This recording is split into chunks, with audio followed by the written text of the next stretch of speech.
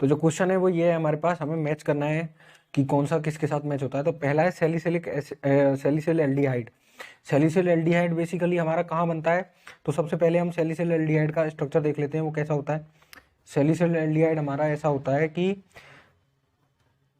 ये हमारा बेंजीन है, इसके ऊपर CHO और एक OH ग्रुप, ये हमारा होता है सैलिसिल एल्डिहाइड। क्या होता है, सैलिसिल एल्डिहाइड, ये हमारा सैलिसिल एल्डिहाइड होता है। तो ये जो सैलिसिल एल्डिहाइड है हमारा बनता है रायमा-टीएमएन रिएक्शन से। रायमा-टीएमएन रिएक्शन से कैसे, जब हमारा फिनॉल रिएक्ट करता है किसके साथ, जब हमारा फिनॉल रिएक्ट करता है क्लोरोफॉर्म के साथ प्लस NaOH के साथ, इस रिएक्शन को हम बोलते हैं रायमा-टीएमएन रिएक्शन। तो इससे जो प्रोडक्ट बनता है वो बनता है सैलिसिल एल्डिहाइड। तो देखते हैं पहले का कौन सा सही है। पहले का हमारा है सैलिसिल एल्डिहाइड का रायमा-टीएमएन रिएक्शन, मींस हमारा जो फर्स्ट का डी सही है। तो मतलब पहला ऑप्शन कट गया और चौथा ऑप्शन कट गया क्योंकि उनमें फर्स्ट का बी है। तो हमारा दूसरा तीसरे में से कोई होगा। अगला देखते हैं ऑर्थोनाइट्रोफिनॉल। ऑर्थोनाइट्रोफिनॉल में हमें पता होता है कि क्या होता है, इंट्रामोलिकुलर हाइड्रोजन बॉन्डिंग होती है। ऑर्थोनाइट्रोफिनॉल, हमारा ऑर्थोनाइट्रोफिनॉल कैसा होता है एक बार देख लेते हैं। ऑर्थोनाइट्रोफिनॉल, यहाँ OH और NO2 ग्रुप यहाँ है हमारा, यह इस OH और इस ऑक्सीजन के बीच में हमारी हाइड्रोजन बॉन्डिंग होगी इसमें। इसको क्या बोलते हैं, इंट्रामोलिकुलर, एक मॉलिक्यूल के अंदर हो रही है, इंट्रामोलिकुलर, एक मॉलिक्यूल के अंदर हो रही है हाइड्रोजन बॉन्डिंग। तो इसको क्या बोलेंगे हम, इंट्रामोलिकुलर हाइड्रोजन बॉन्डिंग। मतलब दूसरे का सेकंड वाले का हमारा C, ठीक है। तो सेकंड वाले का C किसमें है, थर्ड ऑप्शन में। यही आंसर हो गया हमारा, third is the correct answer. अब हमें कोई देखने की जरूरत नहीं कि उसमें थर्ड का सही है। अब और देख लेते हैं सैलिसिलिक एसिड। तो जो सैलिसिलिक एसिड होता है बेसिकली वो किससे बनता है हमारा, सैलिसिलिक एसिड जो होता है वो हमारा बनता है कोलबेज रिएक्शन से। पूरा नाम क्या होता है इसका, कोलबे स्क्विड रिएक्शन। जब हम फिनॉक्साइड आयन किसके साथ रिएक्ट करता है, फिनॉक्साइड आयन रिएक्ट करता है हमारा CO2 के साथ। और अनसिमेट्रिकल ईथर्स किस में बनते हैं हमारे, विलियमसन सिंथेसिस से। विलियमसन सिंथेसिस हमारी सिमेट्रिक और अनसिमेट्रिक ईथर्स की प्रिपरेशन के लिए ही होती है, सिमेट्रिकल प्रिपरेशन। तो आंसर कौन सा हो गया, third is the correct answer. Question is कि why covalent molecule show isomerism but ionic compound do not. Covalent molecule show isomerism but ionic compound do not. तो the solution is very simple, इसका जो solution है बहुत सरल है। अब covalent bond कब बनता है, ये पता होना चाहिए हमें। कोवलेंट बॉन्ड कब बनता है, जब हमारा ओवरलैपिंग ऑफ ऑर्बिटल्स होती है। क्या होती है, जब हमारे पास ओवरलैपिंग ऑफ ऑर्बिटल्स होती है तो तब हमारा एक कोवलेंट बॉन्ड फॉर्म होता है। और कोवलेंट बॉन्ड जैसे ही फॉर्म होगा ओवरलैपिंग से, तो ये हमारा एक डायरेक्शन में होगा, पर्टिकुलर डायरेक्शन में होगा कि यहाँ से यहाँ फॉर्म हुआ, यहाँ से यहाँ फॉर्म हुआ। तो means covalent bonds are directional, bonds are directional, bonds are directional. एक पर्टिकुलर डायरेक्शन में फॉर्म हुआ, एक पर्टिकुलर डायरेक्शन में फॉर्म हुआ, इसलिए bonds are directional. But in case of ionic bond, किसकी बात करें, आयनिक बॉन्ड की अगर बात करें तो जो आयनिक बॉन्ड है वो कैसे फॉर्म होता है, एक पर प्लस चार्ज और दूसरे एटम पे नेगेटिव चार्ज। अब प्लस चार्ज कैसे, इसने अपने इलेक्ट्रॉन इसको दे दिए, इसने अपने इलेक्ट्रॉन इसको दे दिए, या इसने अपने इलेक्ट्रॉन इसको दे दिए। Means no overlapping, no overlapping of orbitals, orbitals का कोई रोल नहीं है। Means bonds are non directional, bonds are non directional, non directional. तो इसका जो आंसर हुआ वो क्या हुआ, covalent molecules show isomerism because bonds are directional and ionic bonds does not show isomerism because bonds are non directional. Very simple is कि predict the dipole movement of a molecule AX4 with square planar arrangement of X atoms.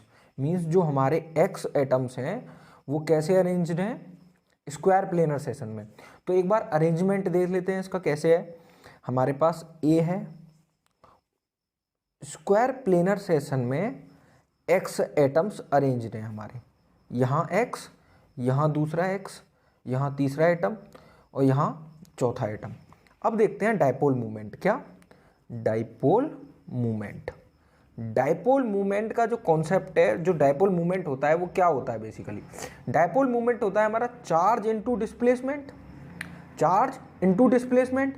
तो जो dipole movement है एक vector quantity है। कैसी quantity है? Vector quantity है, vector quantity है। और वेक्टर क्वांटिटी हमारी किस पर डिपेंड करती है? डायरेक्शन पे डिपेंड करती है। किस पे डिपेंड करती है? हमारी डायरेक्शन पे डिपेंड करती है वेक्टर क्वांटिटी।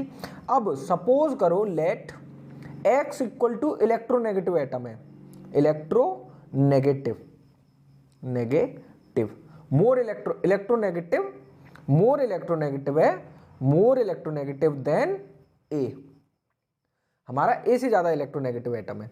तो जो डायरेक्शन होगी वो कहां से होती है? Plus two minus. Dipole movement की जो डायरेक्शन होती है वो कहां से होती है? हमारी प्लस टू माइनस। हम डायरेक्शन देख लेते हैं, प्लस टू माइनस, यहाँ प्लस है यहाँ माइनस है, ये हमारी डायरेक्शन है, ये हमारी डायरेक्शन है। तो यहाँ से देखें, यहाँ से इधर की तरफ होगी डायपोल मूवमेंट की डायरेक्शन, इस एटम से देखें तो इधर की तरफ होगी डायरेक्शन, यहाँ से देखें तो इधर होगी, यहाँ से देखें तो इधर होगी। अब दो है हमारे पास, दो वेक्टर है, एक ये वेक्टर है, एक ये वेक्टर है। तो इनका जो नेट रिजल्टेंट आएगा वो इधर आएगा और इन दोनों का जो नेट रिजल्टेंट आएगा वो इधर आएगा। तो इस एक हमारा ऐसे है, दूसरा हमारा ऐसे है, तो एंगल कितना बना? 180 डिग्री। और जब भी दो अपोजिट वेक्टर होते हैं उनका जो मैग्नीट्यूड होता है, डायपोल मूवमेंट को हम किससे रिप्रेजेंट करते हैं? म्यू से। तो उनका जो मैग्नीट्यूड होता है वो कितना होता है? 0, अपोजिट वेक्टर्स का हमेशा। तो डायपोल मूवमेंट कैसा आया स्क्वायर प्लेनर अरेंजमेंट में? 0। Very simple question. जो क्वेश्चन है हमारे पास वो क्या है, इसमें हमें एक असर्शन दिया हुआ है और उसका नीचे रीजन दिया हुआ है। तो असर्शन देखते हैं क्या है कि NH2 double bond C double bond S NH2 gives red colour in Lassaigne test. Lassaigne test इसको देखेंगे क्या होता है। और इसका जो रीजन है वो नीचे दिया हुआ है, compound having nitrogen along carbon gives red colour in Lassaigne test for nitrogen, for the test of nitrogen. अभी देखते हैं। तो सबसे पहले हमें पता होना चाहिए कि ये लसाइन टेस्ट होता क्या है। लसाइन टेस्ट, लसाइन टेस्ट होता है हमारा सोडियम एक्सट्रैक्ट के थ्रू हम करते हैं। सोडियम एक्सट्रैक्ट प्रिपेयर करते हैं हम सबसे पहले लैब में, और सोडियम एक्सट्रैक्ट जो प्रिपेयर करते हैं वो हमारा फ्यूज्ड मेटल के साथ होता है। इसको जो प्रिपेयर होता है इसको हम लसाइन एक्सट्रैक्ट भी बोलते हैं, लसाइन एक्सट्रैक्ट भी बोलते हैं, लसाइन एक्सट्रैक्ट भी बोलते हैं। और हम किसके आइडेंटिफिकेशन के लिए यूज होता है ये लसाइन टेस्ट या सोडियम एक्सट्रैक्ट टेस्ट? ये होता है हमारा कार्बन, सल्फर, नाइट्रोजन। अगर इनमें से कोई सा भी हमारे पास एटम प्रेजेंट है तो हमारा जो लसाइन टेस्ट है वो हमारा क्या देता है? कलर इम्पार्ट करता है। क्या करता है? कलर इम्पार्ट करता है। तो पहला बिल्कुल सही है कि असर्शन जो है ये लसाइन टेस्ट हमारा इसके लिए होता है, तो कलर इम्पार्ट करता है। और दूसरा इसका रीजन क्या है कि कंपाउंड जो नाइट्रोजन कार्बन और किसके साथ होते हैं? नाइट्रोजन कार्बन और सल्फर हमें क्या देते हैं? रेड कलर देते हैं, कलर इम्पार्ट करते हैं। तीनों बिल्कुल सही है। तो रीजन भी सही है, असर्शन भी सही है। तो ऑप्शन 1 इज करेक्ट। असर्शन भी सही है और इसका रीजन भी यही होना चाहिए, इसीलिए हमारा लसाइन टेस्ट पॉजिटिव आता है। The ligand SCN linked to the metal center atom through S is called and linked through N is called। मतलब जब जो हमारा SCN है, SCN वो कैसा लिगेंड है? हमारा एम्बीडेंटेट लिगेंड है, एम्बीडेंटेट लिगेंड है। एम्बीडेंटेट क्यों? क्योंकि दो साइट है इसकी अटैकिंग साइट, एक S, एक सल्फर है हमारे पास और दूसरी कौन सी है? नाइट्रोजन। तो जब ये S double bond C double bond N इसके साथ मेटल सेंटर से अटैच होगा तब इसका नाम क्या होगा? तो इसका नाम सिंपल है, जिस मेटल के साथ अटैच हो, जिस भी एटम के साथ, सॉरी, तो जो एटम है वो क्या है? नाइट्रोजन। नाइट्रोजन N स्लैश लगा के क्या? Thiocyanato, simple, N thiocyanato. अब जैसे ही हमने इसको किसके साथ अटैच किया? N triple bond C double bond S sulphur के साथ, मेटल के साथ अटैच किया इसको, तो इसका नाम क्या होगा? S साइनेटो। तो बस यही देखना है हमें कि जो एटम है उसके साथ अटैच है और इसका नाम क्या है, SCN का। इसको क्या कहते हैं, जो एटम है उसका नाम S और N। तो एम्बिडेंटेड लिगेंड है, ये दो साइड से अटैच हो सकता है, एक तो नाइट्रोजन से और एक सल्फर से, बस। तो हमारे पास एक क्वेश्चन क्या है कि unidentate ligands containing more than one और टू कोऑर्डिनेटम एटम्स आर कॉल्ड, उनको क्या कहते हैं। तो देखते हैं, हमारे पास यूनिडेंटेट लिगेंड है, यूनिडेंटेट लिगेंड है। तो बेसिकली एक कॉन्सेप्ट होता है क्या, डेंटी एक टर्म होती है डेंटिसिटी। तो ये डेंटिसिटी क्या है, एक मॉलिक्यूल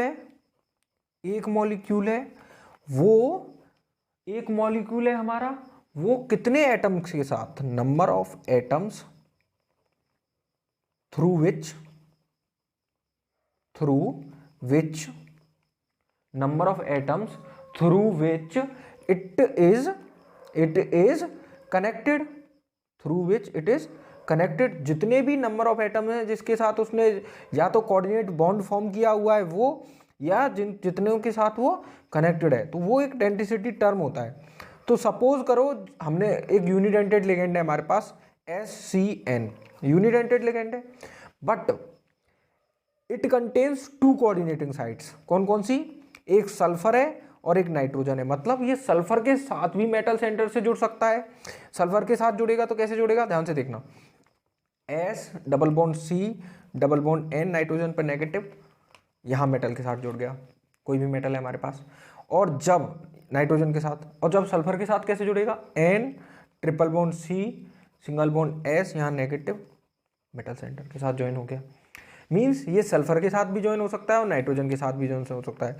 तो ऐसे लिगेंड्स को हम कहते हैं क्या, एम्बीडेंटेट लिगेंड्स, एम्बीडेंटेट लिगेंड्स। तो आंसर क्या हुआ हमारा, एम्बीडेंटेट।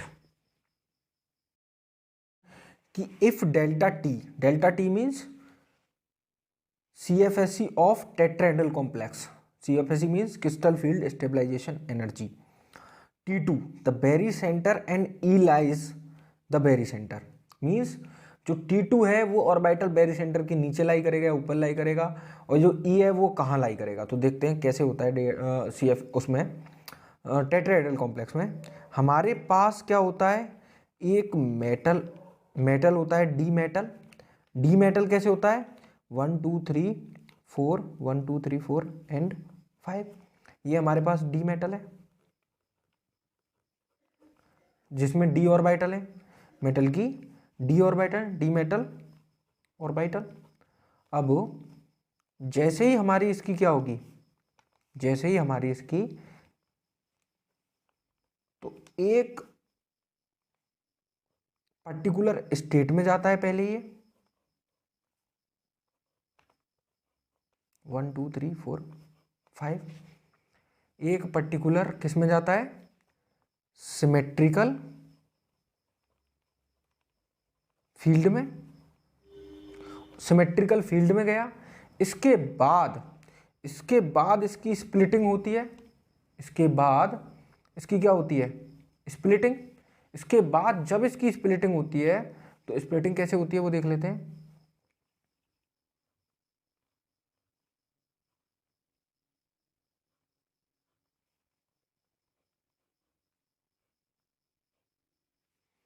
डी ऑर्बिटल की हमारी क्या हुई, स्प्लिटिंग हुई। कैसे हुई, ये जो है, ये जो गैप है, ये हमारा होता है डेल्टा टी, जैसा कि उसने बताया है CFSE। और ये जो नीचे वाले दो ऑर्बिटल्स हैं इनको बोलते हैं E, और जो ऊपर वाले तीन हैं इनको बोलते हैं T2। तो जो बेरी सेंटर है, ये हमारा बेरी सेंटर है, बेरी सेंटर। तो अगर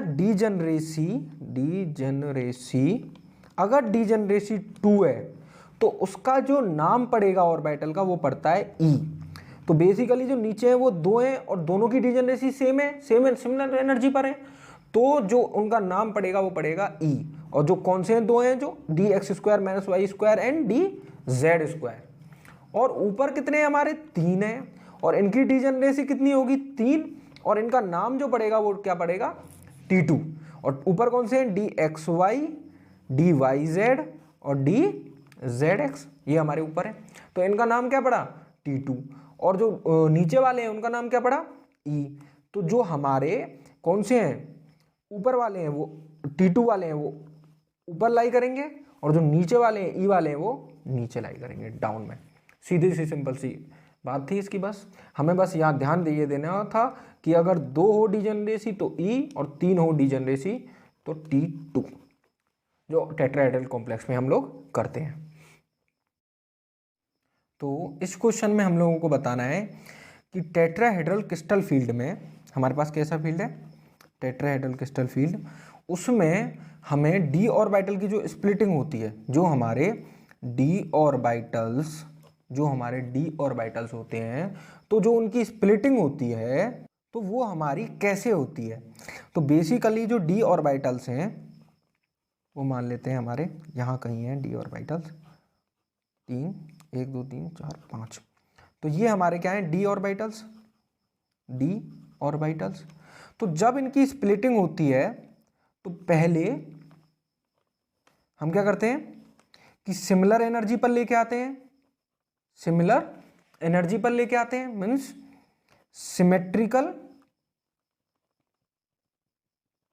फील्ड में रखते हैं इसको, ताकि ये जितने भी डी ऑर्बिटल्स हैं, DXY, DYZ, DZX और DX² - Y² और DZ², जो मेटल के डी ऑर्बिटल्स हैं उनकी जो एनर्जी है वो सिमिलर हो जाए, सिमेट्रिकल मींस डीजनरेट ऑर्बिटल्स हो जाएं। कैसे हो जाएं, डीजनरेट। तो जब इनकी स्प्लिटिंग होती है तो वो कैसे होती है, ध्यान से देखना, 2 तो हमारे नीचे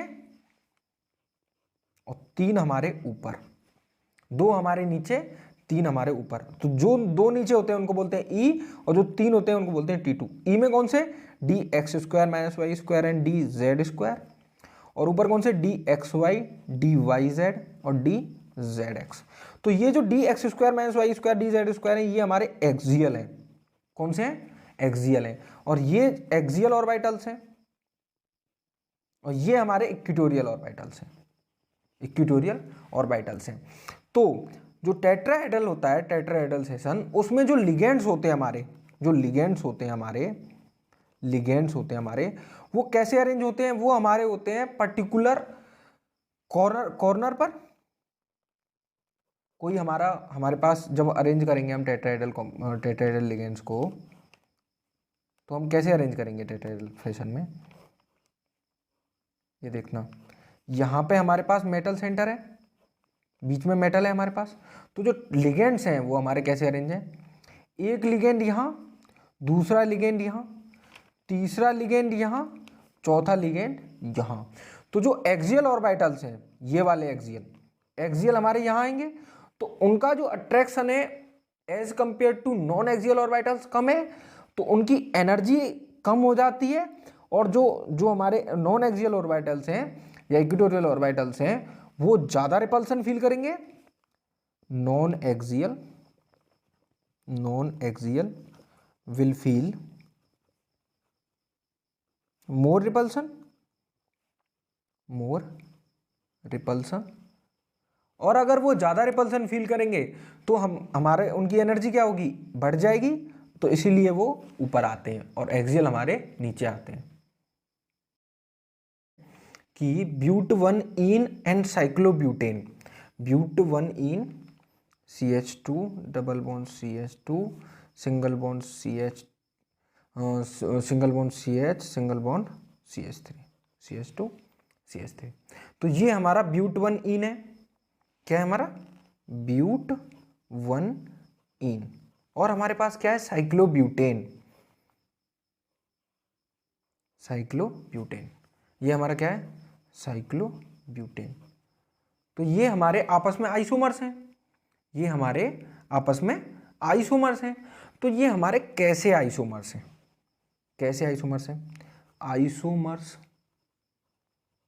आइसोमर्स के टाइप क्या होते हैं, स्टीरियो आइसोमर, और क्या होता है ज्योमेट्रिकल आइसोमर्स, ज्योमेट्रिकल आइसोमर्स। और क्या होता है? Position isomers, position isomers. तो बेसिकली यहाँ पे हम देखें तो शेप चेंज हो गई है। ब्यूट 1 ईन हमारा कैसा है? सिंपल है। और हमने जैसे ही ब्यूटेन को बनाया, मतलब ये हमारे पास है कितना? C6, और का हाइड्रोजन कितने हैं हमारे पास? C6H। हाइड्रोजन कितने हैं हमारे पास? 2 4 6 8 8 C6H8। तो ये जो हमारे इसके जो दोनों आइसोमर्स दिए हुए हैं वो हमारे कैसे आइसोमर है? Structural isomers. स्ट्रक्चरल आइसोमर्स या ज्योमेट्रिकल आइसोमर्स। क्यों? क्योंकि इनमें ज्योमेट्री डिफरेंट है, तो इसलिए ये हमारे आइसोमर हुए ज्योमेट्रिकल आइसोमर्स। हमारे पास वो क्या है? Amongst OH minus, CH3 COO minus, CH3O minus, nucleophilicity decreases in the order. Nucleophilicity का हमें डिक्रीजिंग ऑर्डर लगाना है। किस किस का? OH माइनस का, CH3 COO माइनस का एंड OCH3 माइनस का। तो हमेशा जब भी ऐसे क्वेश्चन आएगा न्यूक्लियोफिलिसिटी का, तो हमें देखना है nucleophilicity is inversely proportional to the stability of negative charge.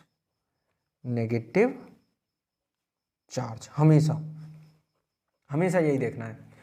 जितना ज़्यादा नेगेटिव चार्ज स्टेबल, उतनी कम न्यूक्लियोफिलिसिटी। तो देखते हैं OH minus, CH3 COO minus, और हमारे पास क्या है? CH3O minus. तो इसमें सबसे ज़्यादा स्टेबल है। क्यों? क्योंकि यहाँ पे रेजोनेंस करके इस वाले ऑक्सीजन पे आ सकता है चार्ज, तो इसकी न्यूक्लियोफिलिसिटी सबसे कम। तो सबसे कम जो होगी वो किसकी होगी? CH3 COO माइनस की। इसके बाद किसकी होगी? इसके बाद यहाँ पे ऑक्सीजन पे नेगेटिव, और ये इलेक्ट्रॉन डोनेटिंग ग्रुप, तो ये इस पे चार्ज लगाएगा ही लगाएगा और इलेक्ट्रॉन डोनेट करेगा, तो इसकी स्टेबिलिटी बहुत कम हो जाएगी। इसकी स्टेबिलिटी तो इसका सबसे ज़्यादा न्यूक्लियोफिलिसिटी। तो इसके बाद किसकी आई? OH माइनस की। और सबसे ज़्यादा किसकी आई? CH3O माइनस की। इसको लगाना कभी भी गलत नहीं होगा, हमेशा इसको लगाना है आपको। तो जो क्वेश्चन है वो ये है कि हमें बताना है, एक हमारे पास कॉम्प्लेक्स है क्या? PT ट्राई N+2 का कॉम्प्लेक्स है। हमें बताना है कि जो ट्राई N लिगेंड है उसकी जो डेंसिटी है वो क्या होगी। हमें बताना है कि ट्राई N जो लिगेंड है उसकी डेंसिटी क्या होगी। तो देख लेते हैं, जो ट्राई N है, ट्राई N वो होता क्या है, एक बार वो देख लेते हैं। जो ट्राई N है वो होता क्या है? वो होता है ट्राई इथाइलिन टेट्रा अमीन। इसको एब्रीविएटेड हम कैसे करते हैं? ट्राई इन से रिप्रेजेंट करते हैं इसको। तो जो ट्राई इथाइलिन टेट्रा अमीन है वो कैसा लिगेंड है हमारा? टेट्राडेंटेट। कैसा? टेट्राडेंटेट। अब टेट्राडेंटेट है तो एक बार देख लेते हैं प्लेटिनम के साथ कैसे अटैच्ड है। हमारा प्लेटिनम है, प्लेटिनम हमारा सेंट्रल मेटल एटम है। यहाँ हमारा नाइट्रोजन CH2 ऐसे। उसके बाद CH2 सिंगल बॉन्ड CH2 और यहाँ नाइट्रोजन। उसके बाद नाइट्रोजन के लोन पेयर जो होंगे वो इसके साथ अटैच्ड, फिर CH2 सिंगल बॉन्ड CH2 और ऐसे। कितनी साइड से अटैच हुआ हमारा? 4 साइड से। तो जो हमारा लिगेंड है वो कैसा है? टेट्राडेंटेट। क्या आंसर होगा हमारा? कैसा है हमारा? टेट्राडेंटेट। कैसा है हमारा? टेट्राडेंटेट। कैसा लिगेंड है? टेट्राडेंटेट। तो जो क्वेश्चन है वो ये है कि 2 स्टेटमेंट दिए गए हैं और उसके बाद हमें अप्रोप्रिएट ऑप्शन सेलेक्ट करना है। स्टेटमेंट 1 क्या है? The IUPAC name of the compound. तो इसका IUPAC नेम देख लेते हैं। तो हमेशा ध्यान रखना है डबल बॉन्ड और ट्रिपल बॉन्ड में double bond is giving more preference than triple bond. तो इसकी नंबरिंग कहाँ से शुरू होगी? यहाँ से 1 2 3 4 5 6 7 1 2 3 4 5 6 7। तो जब इसकी नंबरिंग यहाँ से शुरू हुई तो इसका नेम जो होगा वो क्या होगा, 3 पे हमारा इथाइल ग्रुप लगा हुआ है और हेप्ट 1,3,6 ट्राईइन। तो मतलब इसने ये जो इसकी नेमिंग है वो गलत की है, गलत तरीके से की हुई है, ऐसे इसकी नेमिंग नहीं होगी।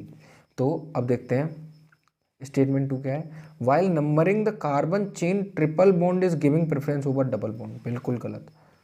नंबरिंग करते टाइम हमेशा double bond is giving more preference than triple bond. तो जब डबल बॉन्ड को मोर प्रेफरेंस देंगे ट्रिपल बॉन्ड से, तो अब इनमें से जब अप्रोप्रिएट ऑप्शन सेलेक्ट करेंगे तो दोनों ही स्टेटमेंट फॉल्स हैं हमारे, तो ऑप्शन 4 इज करेक्ट। स्टेटमेंट 1 भी फॉल्स है और स्टेटमेंट 2 भी फॉल्स है। बस ईथीन का कंबसन हो रहा है तो हमें CO2 और H2O मिल रहा है, जिसमें हमें गिवन क्या है, हमारे पास बॉन्ड एनर्जी गिवन दी हुई है सारे बॉन्ड्स की, CH बॉन्ड की, O2 बॉन्ड की, C double bond O bond की, OH की और C double bond C bond की। तो हमें पता है कि जो डेल्टा RH होगी रिएक्शन के लिए वो क्या होगी, summation of bond energy of reactant minus summation of bond energy of products. ये हमारी क्या होगी, डेल्टा R होगी, रिएक्शन की जो एंथैल्पी होगी वो होगी हमारी ये। तो अब हम कैसे निकालेंगे, बड़े ध्यान से देखना। तो देखते हैं जो हमारी बॉन्ड एनर्जी है रिएक्टेंट की वो क्या होगी। रिएक्टेंट में हमारे पास क्या है, CH2 डबल बॉन्ड CH2 है हमारे पास, मतलब इसमें क्या है, एक C double bond C bond है प्लस हमारे पास क्या है, प्लस हमारे पास 4 CH बॉन्ड है, एक C double bond C bond है और 4 CH बॉन्ड है।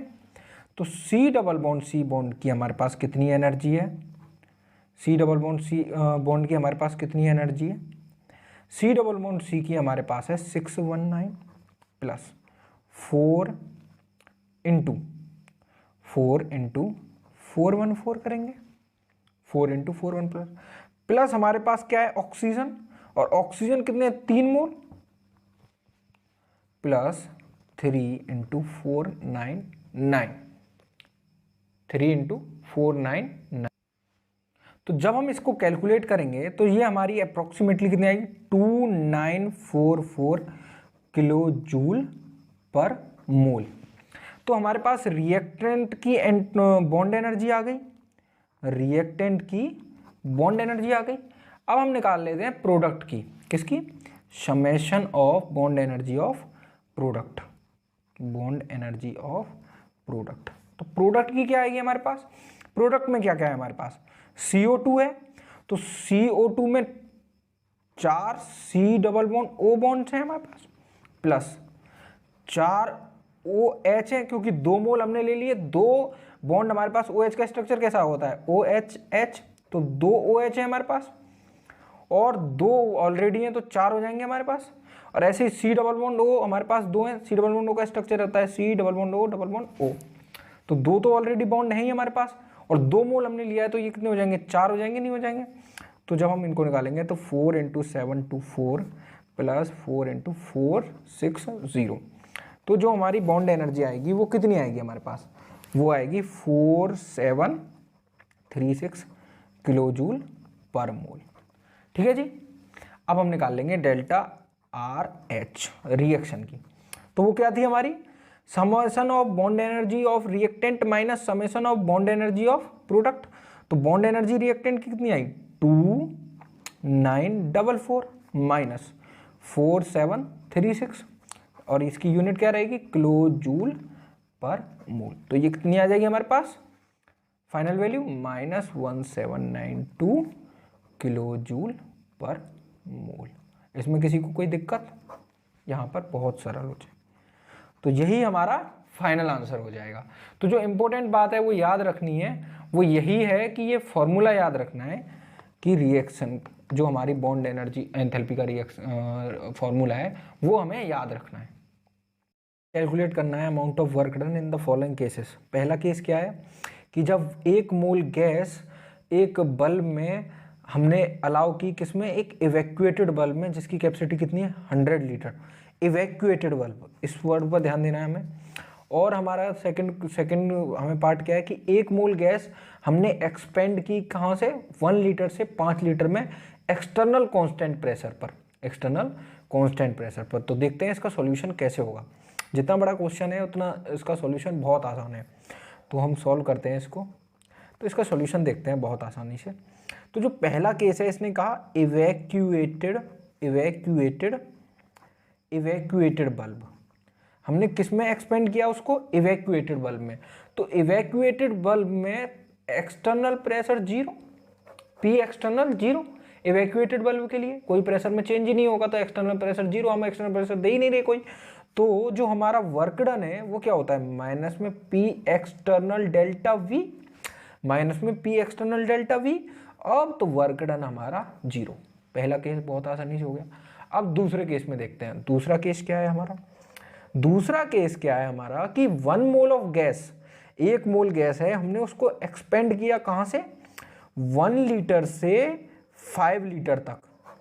और हमारा प्रेशर जो एक्सटर्नल है वो कौन कितना है, 1 बार। कांस्टेंट एक्सटर्नल प्रेशर पे हमने इसको एक्सपेंड करना शुरू किया। तो सिंपल है, वर्क डन क्या है हमारा, माइनस में पी एक्सटर्नल डेल्टा वी और 1 बार है हमारा, इनटू प्रेशर हमारा 1 बार है, इनटू डेल्टा वी क्या होगा, V2 माइनस V1 या V final minus V initial, minus 1 bar into V final क्या है 5 माइनस 1, इनिशियल वॉल्यूम 1 लीटर। तो जब इसको सॉल्व करेंगे तो ये हमारा कितना आ जाएगा, माइनस 4 बार लीटर। अब उसने एक ब्रैकेट में दिया हुआ क्या कि 1 litre bar equal to 100 joule.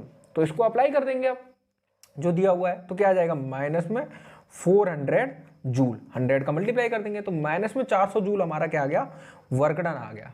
बहुत सिंपल आ गया। अब माइनस में 400 जूल वर्क डन आ गया। अब उसने क्या कहा है कि इंटरनल एनर्जी कैलकुलेट करनी है अगर इसको एडियाबैटिकली करवाया।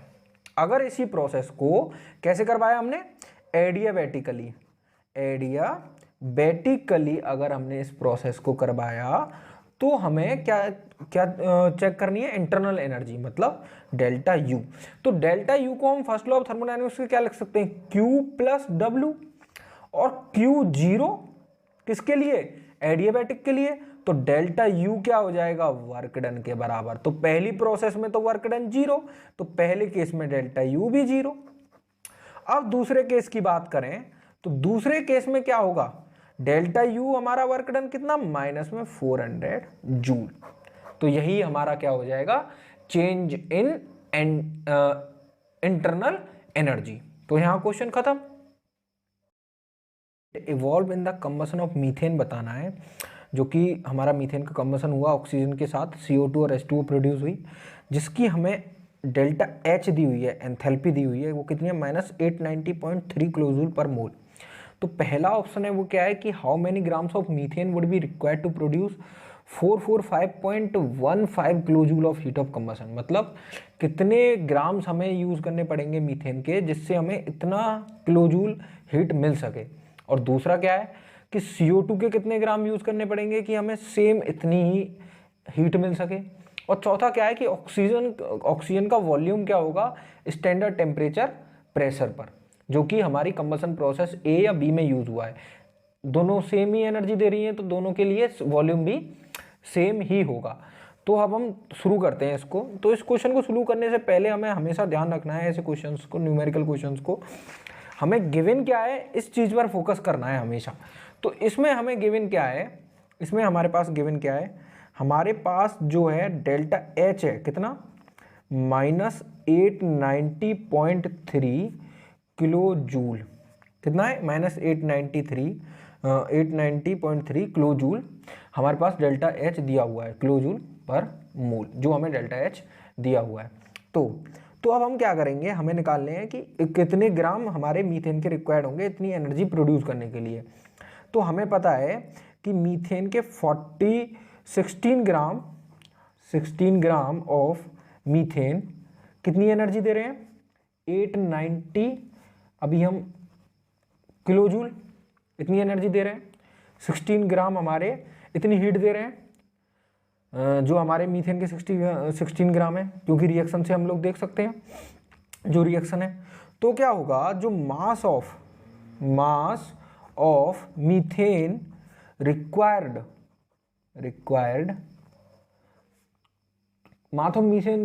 जिससे हमें एनर्जी कितनी मिल सके, 445.15 किलो जूल हीट मिल सके, इतनी हीट मिल सके। तो ये कैसे निकलेंगे, मास ऑफ CH4 रिक्वायर्ड क्या होगा फिर, 445 सिंपल मेथड है इनटू 16 अपॉन 890.3 कितना आएगा, 8 ग्राम। आंसर क्या आ गया, 8 ग्राम CH4 चाहिए हमें, मीथेन चाहिए, किसको, कितनी एनर्जी प्रोड्यूस करने के लिए, कितनी हीट प्रोड्यूस करने के लिए, इतनी हीट प्रोड्यूस करने के लिए। सिंपल लगाया है फॉर्मूला। अब देखते हैं, अब जो है बी पार्ट था वो क्या था इसका, CO2 गैस CO2 गैस का मास कितना चाहिए। तो CO2 गैस में 44 ग्राम हमें पता है, CO2 गैस में 44 ग्राम हमें चाहिए, 44 ग्राम चाहिए। 44 ग्राम ऑफ CO2 हमें पता है, 44 gram of CO2 890.3 kilo joule heat produce कर रहा है।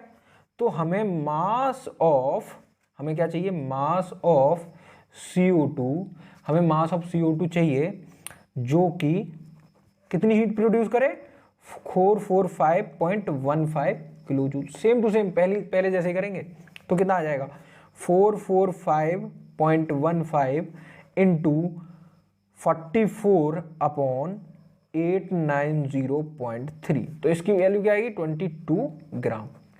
तो हमें CO2 कितना चाहिएगा, 22 ग्राम CO2 चाहिएगा इतनी हीट निकालने के लिए। और सी ऑप्शन क्या, सी पार्ट क्या था हमारा, सी पार्ट ये था कि हमें कितना वॉल्यूम ऑफ ऑक्सीजन चाहिए STP पर इस कंबशन प्रोसेस में, ए या बी में, क्योंकि दोनों में हीट सेम रिलीज हो रही है तो वॉल्यूम भी सेम ही होगा, किसका, ऑक्सीजन का। तो वॉल्यूम कितना चाहिए वो देख लेते हैं। हमें वॉल्यूम के लिए पहले नंबर ऑफ मोल्स चाहिए होंगे, और नंबर ऑफ मोल्स के लिए हमें पहले मास चाहिएगा। तो mass of oxygen required, similarly यही प्रोसेस करेंगे तो मास ऑफ ऑक्सीजन रिक्वायर्ड कितना आ जाएगा, 445.15 इंटू 32 अपॉन 890.3, तो ये कितना आ जाएगा हमारा, 16 ग्राम। बिल्कुल सेम इसी की तरह गया है हमने। तो मास ऑफ ऑक्सीजन रिक्वायर्ड कितना आ गया, 16 ग्राम। तो नंबर ऑफ मोल्स क्या होते हैं, given mass upon molar mass, given mass upon molar mass, तो ये कितना आ जाएगा, गिवन मास कितना है इसका, 16 ग्राम। ऑक्सीजन का मोलर मास कितना होता है, 16 ग्राम। तो हमारे पास नंबर ऑफ मोल्स कितने आ गए, 1 नंबर ऑफ मोल्स। अब नंबर ऑफ मोल्स से वॉल्यूम में कन्वर्ट करने के लिए STP पर किसका मल्टीप्लाई करते हैं, 22.4 का। तो वॉल्यूम ऑफ ऑक्सीजन रिक्वायर्ड, कितना होगा, 22.4 लीटर, क्योंकि नंबर ऑफ मोल्स कितने हैं हमारे पास, एक नंबर ऑफ मोल्स है, तो वॉल्यूम कितना आ गया, 22.4। क्वेश्चन खत्म हो गया। 1.250 ग्राम का सैंपल है ऑक्टेन का, जिसको हमने बर्न किया है एक्सेस ऑफ ऑक्सीजन में, किसमें, एक बॉम्ब कैलोरीमीटर में। तो जो टेम्परेचर चेंज है वो हमारा कहाँ से कहाँ तक हुआ है, 294.05 से 300.78 केल्विन तक। अगर जो हीट कैपेसिटी कैलोरीमीटर की है, बॉम्ब कैलोरीमीटर की, वो इतनी है 8.93, तो बताओ हीट ट्रांसफर्ड कितनी हुई और एंथैल्पी ऑफ कंबशन कितना हुआ। तो बहुत ही सरल क्वेश्चन है, जितनी लैंग्वेज हार्ड है उतना ही क्वेश्चन हमारा बहुत ईजी है। क्यों ईजी है, क्योंकि इसमें क्या किया है इसने, C8H18 है हमारे पास, इसको ऑक्सीजन के साथ बर्न किया। तो जब ऑक्सीजन के साथ बर्न किया तो हमारे पास ये फॉर्म होगी, ये रिएक्शन, जो कि बैलेंस्ड रिएक्शन है। बैलेंस रिएक्शन मैंने लिख दी है। तो ये रिएक्शन हमारे पास आई, क्योंकि हमारा जब ऑक्सीजन के साथ बर्न होगा तो CO2 और H2O फॉर्म होगा। तो हमें बताना है कि 1.25 ग्राम कितनी एंथैल्पी ऑफ कंबशन देगा। तो हमें सबसे पहले देख लेते हैं गिवन क्या है। तो C दिया हुआ है कितना, 8.93 किलो जूल पर केल्विन, ये गिवन है हमारे पास। और हमें क्या दिया है, अब हम डेल्टा टी निकाल सकते हैं। डेल्टा टी क्या होगा, 300.78 माइनस 294.05। अब तो ये हमारे पास कितना आ जाएगा, 6.73 केल्विन। डेल्टा टी निकाल लिया हमने। डेल्टा टी निकाल लिया तो अब हम Q equal to m c delta T लगा सकते हैं। सिंपल फॉर्मूला हीट ट्रांसफर्ड का, कितनी हीट ट्रांसफर्ड हुई हमारी। तो m हमारा किसमें है, 1250 ग्राम।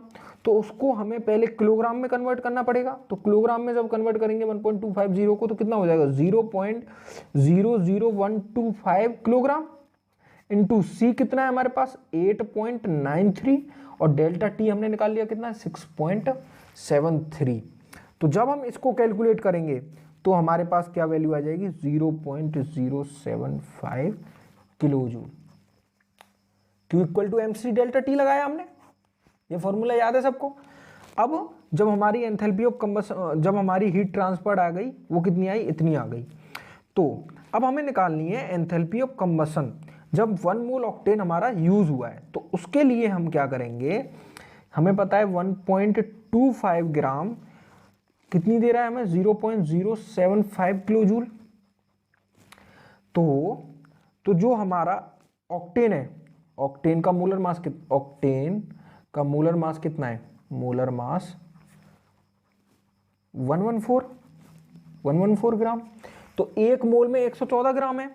तो एक मोल में 114 ग्राम है तो वो कितनी हीट ट्रांसफर करेगा, सिंपल मोल कॉन्सेप्ट यूज करेंगे तो वो कितना करेगा 0.075 किलो जूल तो हमारा है ही है, अपॉन 1.25 ग्राम, 1.25 gram into 114, 114 simple mole concept use किया है। तो यहां से जो वैल्यू आएगी वो कितनी आएगी 6.84 किलो जूल। कितनी आएगी 6.84 किलो जूल। तो जो एंथैल्पी ऑफ कंबशन हुई डेल्टा सी एच वो कितनी हुई 6.84 किलो जूल। क्वेश्चन खत्म हो गया। वो क्या है कि हमें आइडेंटिफाई करना है कि कोई कायरल सेंटर है हमारे मॉलिक्यूल्स में, और अगर है तो हमें नंबर ऑफ स्टीरियो आइसोमर्स बताने हैं कि कितने होंगे उसके लिए पॉसिबल। तो जो सबसे पहला है वो देख लेते हैं, वो क्या है 2 अमीनो ब्यूटेन, मतलब CH2 CH2 CH2 CH3 ये ब्यूटेन। और हमारा जो सेकंड ग्रुप, सेकंड पोजीशन है उस पर क्या लगा हुआ है NH2 लगा हुआ है।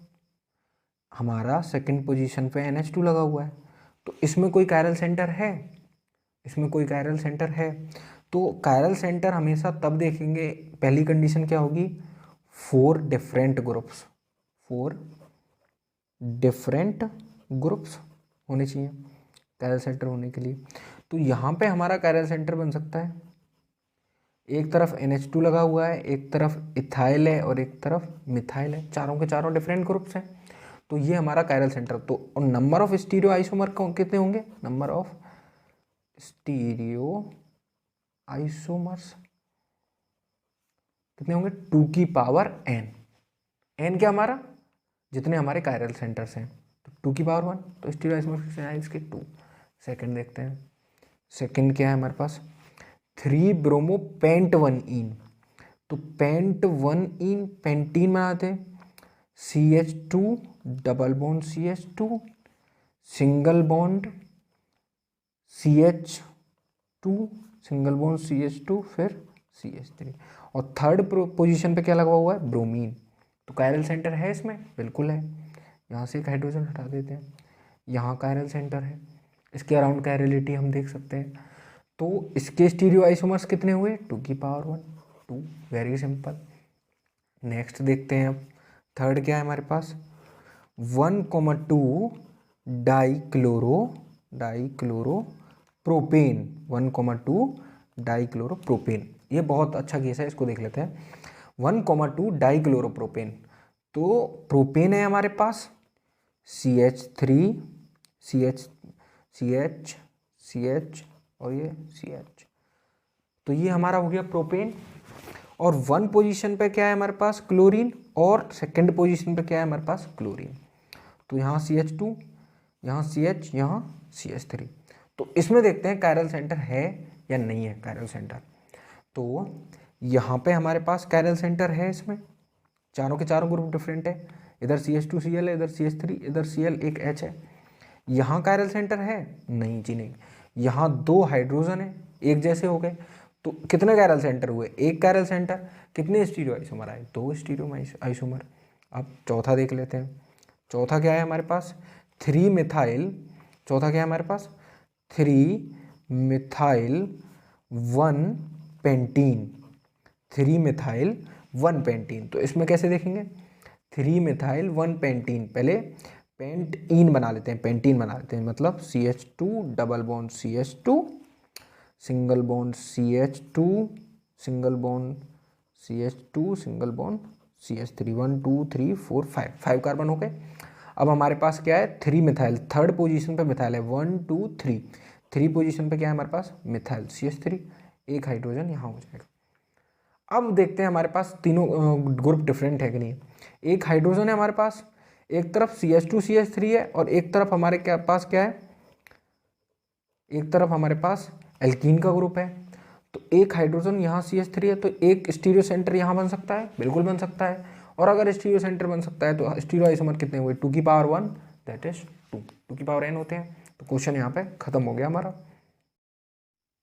सो द क्वेश्चन इज कि the aryl group left after the removal of hydrogen from benzene and while from methyl group of toluene is called. Means हमारे पास बेंजीन है, हमारे पास बेंजीन है, बेंजीन ऐसी होती है हमारी। बेंजीन में से जब हम H निकाल देंगे तो हमारे पास क्या बचेगा, तो हमारे पास क्या बनेगा, ये इसको क्या बोलते हैं हम, phenyl cation, phenyl cation after the removal of hydrogen. अब अगर हमने कहाँ से निकाला, अब अगर हमने टोलुइन से, टोलुइन का स्ट्रक्चर ये होता है माइनस में H प्लस, H माइनस जब निकाला हमने तो हमारे पास क्या बनेगा CH2 प्लस। इसको क्या कहेंगे हम, बेंजाइल कैटायन। Very simple. तो क्वेश्चन इज वेरी सिंपल। जो हमारे पास लेफ्ट रह गया वो क्या रह गया, फिनाइल ग्रुप, और यहां क्या रह गया हमारे पास, benzyl group. Very easy. Internal energy दी हुई है हमें कंबशन ऑफ मीथेन के लिए कितनी, -x किलोजूल पर मोल। तो हमें डेल्टा H बताना है कि डेल्टा H की वैल्यू क्या होगी। तो इसको सॉल्व करते हैं। तो देखिए इस क्वेश्चन को सॉल्व करने से पहले हमारे पास जो चीज़ आनी चाहिए वो हमें पता होना चाहिए कि डेल्टा H नोट का जो फॉर्मूला होता है वो होता है delta U note plus RT delta NG। ये फॉर्मूला हमें पता होना चाहिए। तो जो डेल्टा NG है वो बहुत इंपॉर्टेंट है, यही हमें पता नहीं होता, इसलिए ये क्वेश्चन हमसे होता नहीं है। तो जो डेल्टा NG है वो क्या है, वो जो डेल्टा NG है वो ये है कि summation of stoichiometric coefficient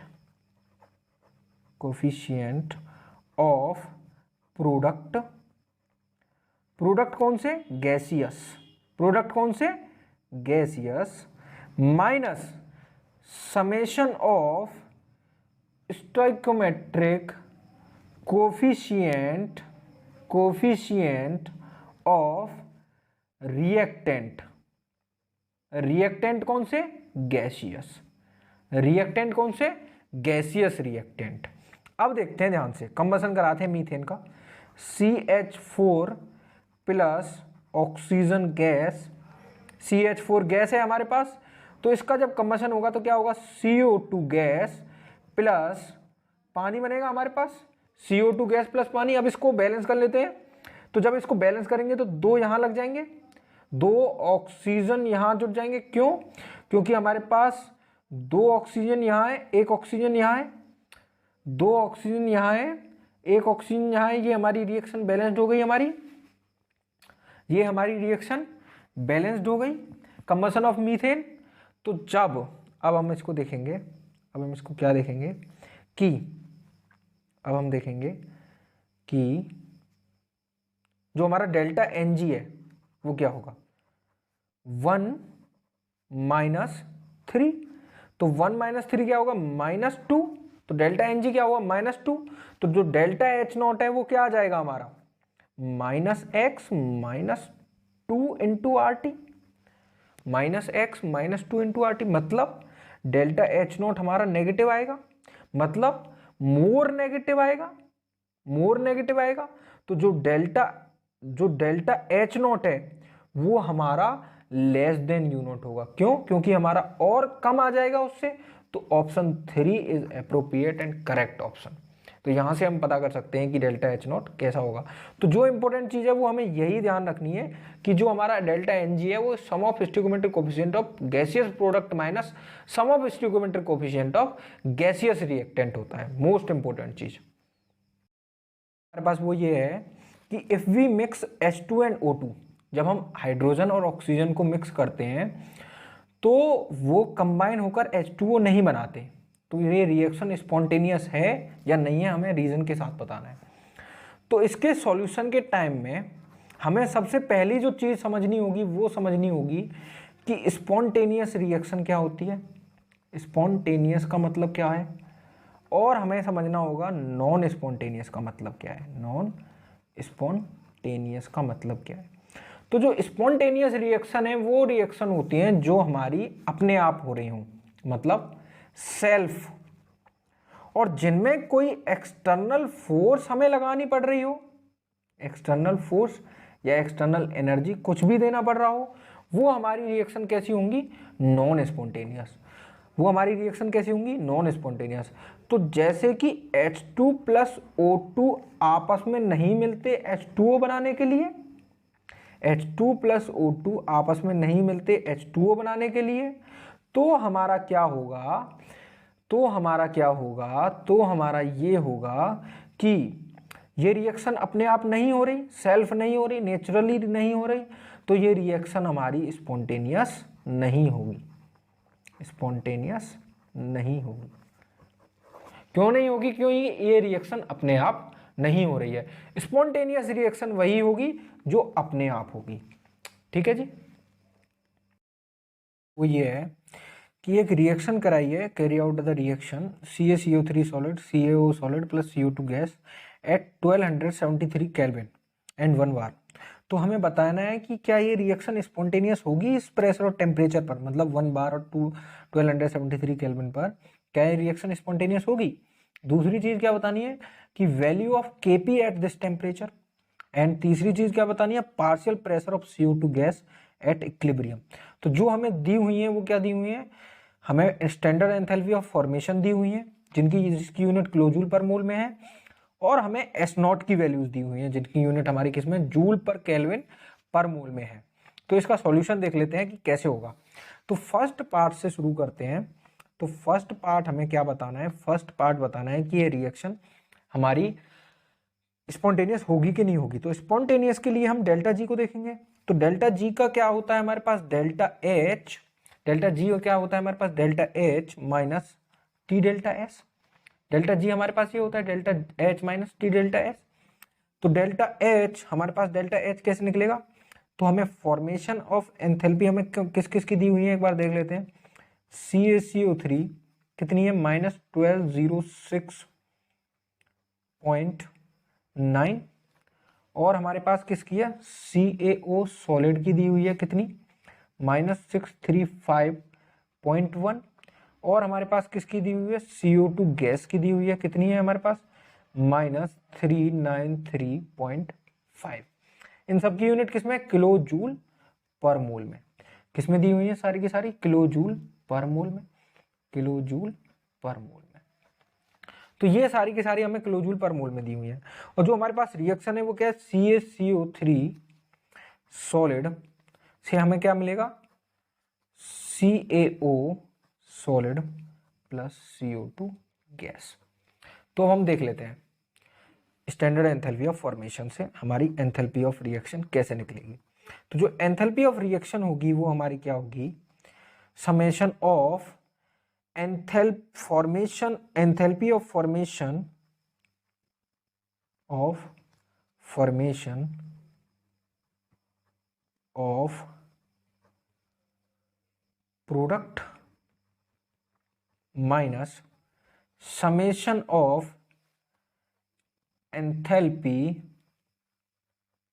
of formation of reactant तो अब यहां से निकाल लेते हैं हम, कितनी आ जाएंगे हमारे पास, -635.1 -393.5 -1206.9। तो जब हम इसको सॉल्व करेंगे तो जो हमारी एंथैल्पी ऑफ फॉर्मेशन है वो हमारे पास कितनी आ जाएगी, 178.3, किसमें, किलो जूल पर मोल में हमारे पास एंथैल्पी ऑफ रिएक्शन आ गई, जो हमारे पास रिएक्शन दी हुई है। तो एंथैल्पी ऑफ रिएक्शन आ गई। अब हमें जरूरत है डेल्टा एस की। तो डेल्टा एस हमारा कहां से आएगा, हमें एस नॉट वैल्यूज दी हुई है, हमें एस नॉट वैल्यूज किस किस की दी हुई है, CaCO3 की जो कितनी 92.9, CaO की भी दी हुई है कितनी है 39.8, और CO2 की भी दी हुई है वो कितनी है 213.7।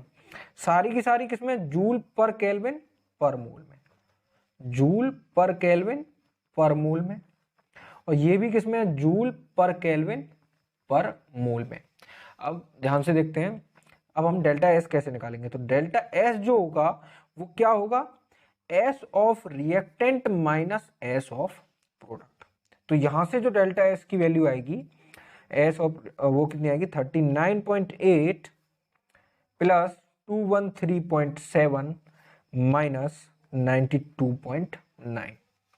तो जो हमारी वैल्यू आएगी वो क्या होगी, 160.6 जूल पर मोल में हमारी वैल्यू आएगी। तो इसको हम कन्वर्ट करेंगे किसमें, joule per mole per kelvin. इसको हम कन्वर्ट करेंगे किसमें, किलो जूल में। तो वो कितनी होगी 0.160 kilo joule per mole per kelvin. तो हमने यहां से डेल्टा एस भी निकाल लिया। तो अब डेल्टा जी बहुत आसानी से निकाल सकते हैं। डेल्टा जी क्या होता है, delta H minus T delta S. Put कर देते हैं वैल्यू सारी की सारी। डेल्टा एच हमारे पास क्या था 178.3 माइनस 1273 केल्विन पर इंटू 0.160। टेम्परेचर हमारा 1273 पर निकालना है हमें। तो ये कितनी आई हमारे पास, माइनस की 26.14। जैसा कि हमारा डेल्टा जी नेगेटिव आ गया, डेल्टा जी हमारा नेगेटिव आ गया, डेल्टा जी लेस देन 0 आ गया, तो रिएक्शन कैसी है, रिएक्शन इज स्पॉन्टेनियस। रिएक्शन कैसी है हमारी, रिएक्शन इज स्पॉन्टेनियस। हमारी रिएक्शन स्पॉन्टेनियस हो गई। तो हमारी रिएक्शन स्पॉन्टेनियस हो गई। अब हम आगे की चीज देखते हैं। क्या सेकंड पार्ट जो था हमारा था केपी की वैल्यू निकालनी है इसी टेम्परेचर पर। तो केपी की वैल्यू देख लेते हैं। तो केपी की वैल्यू कैसे आएगी हमारी, केपी की वैल्यू कैसे आएगी हमारी।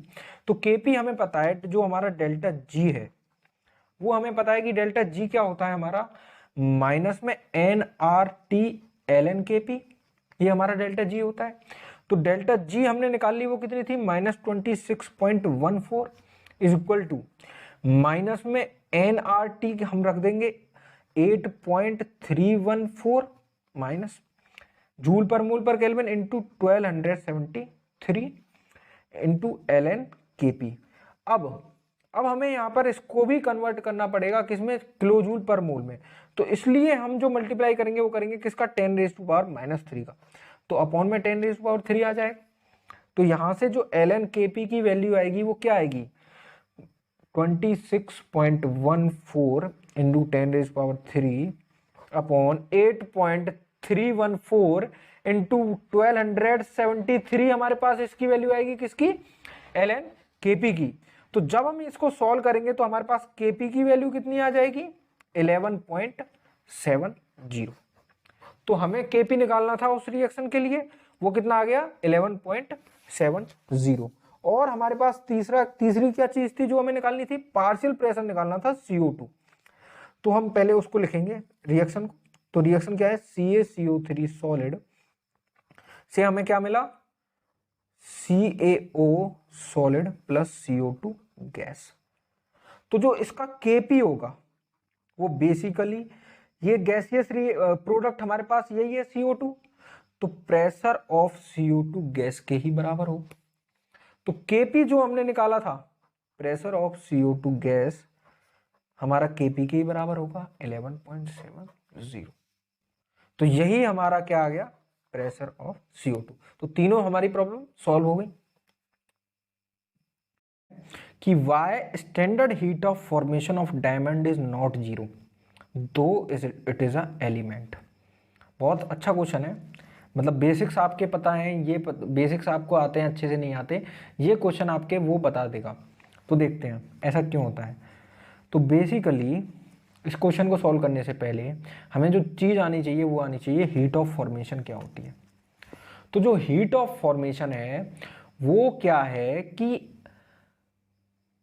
The 1 mole substance form means 1 mole substance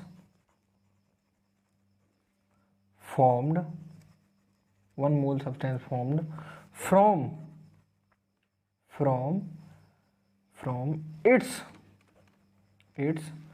constituent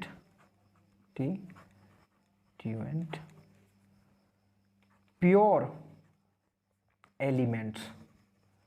और जो प्योर एलिमेंट्स होंगे वो किस में होंगे, इन थर्मोडायनेमिक स्टेट या thermodynamic pure element, dynamic state. तभी हमारी वो जो एंट्रोपी होगी उसको, जो हमारी एंथैल्पी होगी उसको हम कहेंगे हीट ऑफ फॉर्मेशन या एंथैल्पी ऑफ फॉर्मेशन। बट जो कार्बन है, हमें पता है डायमंड जो है कार्बन का एलोट्रोप है, तो कार्बन की जो प्योरेस्ट फॉर्म होती है, प्योरेस्ट फॉर्म वो होती है ग्रेफाइट। क्या होती है, ग्रेफाइट।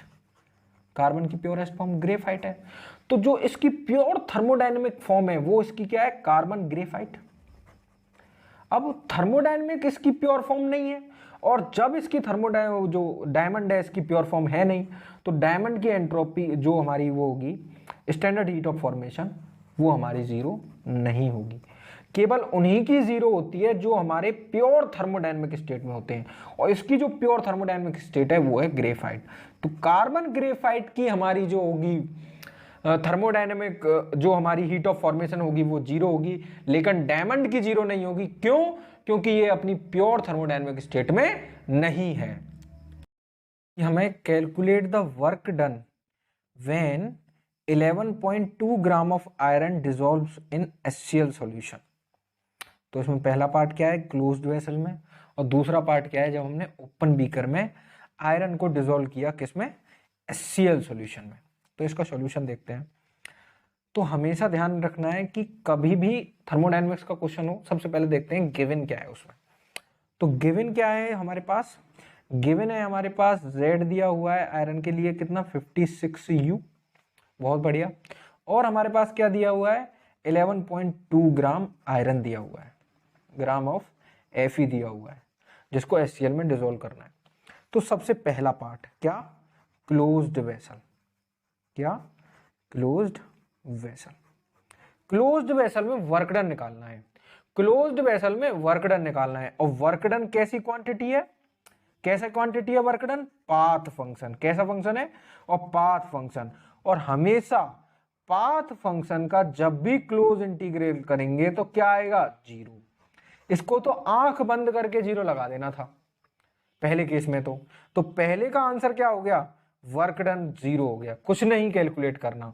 लेकिन जैसे ही हम दूसरे केस पे आएंगे, अब दूसरा केस क्या कह रहा है हमारा, दूसरा केस कह रहा है कि हमें वर्क डन निकालना है ओपन वेसल में, ओपन बीकर में, और टेम्परेचर कितना दिया है 25 डिग्री सेल्सियस, मतलब 298 केल्विन टेम्परेचर हमारा इतना है।